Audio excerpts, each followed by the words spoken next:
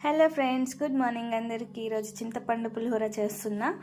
దానికి కావలసిన పదార్థాలు పల్లీలు, శనగపప్పు, మినప్పప్పు, ఇంకా పోపు దినుసులు, ఇంకా ఇంగువ, కరివేపాకు, చింతపండు గుజ్జు.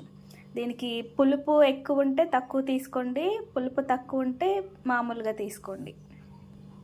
ఇంకా అన్నం పెట్టుకోండి. ఇప్పుడు నూనె పోసుకున్నానండి. ఇప్పుడు ఇవన్నీ ఒక్కొక్కటి అన్నీ వేసుకోండి.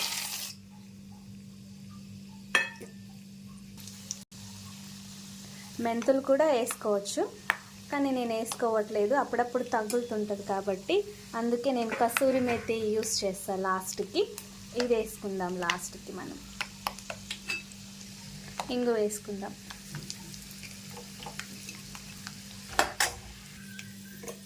పచ్చిమిరపకాయలు,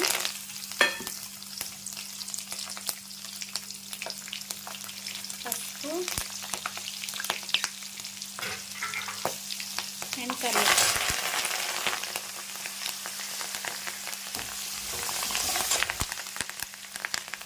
ఇది వేసుకోగానే చింతపండు రసం వేసుకోండి.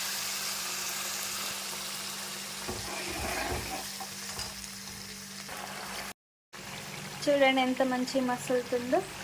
దీంట్లో ఇప్పుడు ఉప్పు వేసుకుందాం మనం. ఇట్లా నూనె మీదికి తేలిందంటే అప్పుడు బాగుంటుంది. ఉప్పు ఒక 2 చెంచాలు దాకా వేసుకోండి. మీరు స్పూన్ని బట్టి మీరు మెజర్మెంట్స్ చేసుకోవాలి. మీరు ఎంత తింటారో దాన్ని బట్టి, పులుపా ఉప్పా. ఇప్పుడు లాస్ట్లో కసూరి మేతి వేసుకోండి. మెంతులకి బదులు ఇది అన్నమాట. ఇది వేయంగానే ఎంత మంచి స్మెల్ వచ్చేస్తుంది. మీరు కూడా ట్రై చేసి ఎట్లా వచ్చిందో నాకు కామెంట్ రూపంలో చెప్పండి. ఇప్పుడు అన్నం చల్లగా చేసుకొని దాంట్లో వేసేసుకుందాం అన్నమాట. ఇట్లా నూనె తేలింది కాబట్టి ఇది రెడీ అయిపోయింది. బంద్ చేసుకుందాం ఇప్పుడు.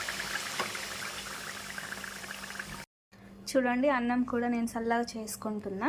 ఇది చల్లగా అయినాక చింతపండుది ఇది రసం వేసేసి కలిపేసుకోవడం.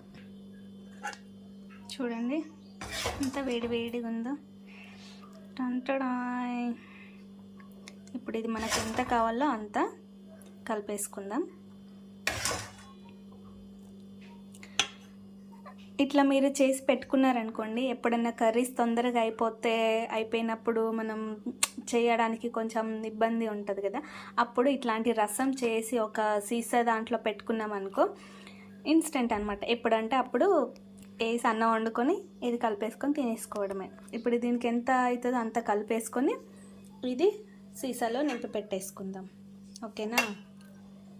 చాలా రోజులు ఉంటుంది. ఇది చేసి పెట్టుకోండి ఇట్లా ఇన్స్టెంట్గా.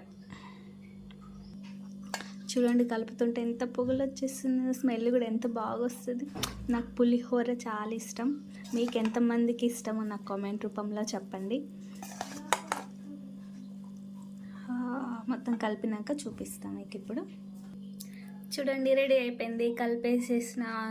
మీకు ఇందులో స్మెల్ వస్తుంది కదా, ఉప్పు కరెక్ట్ ఉంటే స్మెల్ మంచిగా వస్తుందండి. కొంచెం తక్కువైనా కూడా రాదు. మీరు ఉప్పు టేస్ట్ చేసుకొని వేసుకోండి. రెడీ అండి.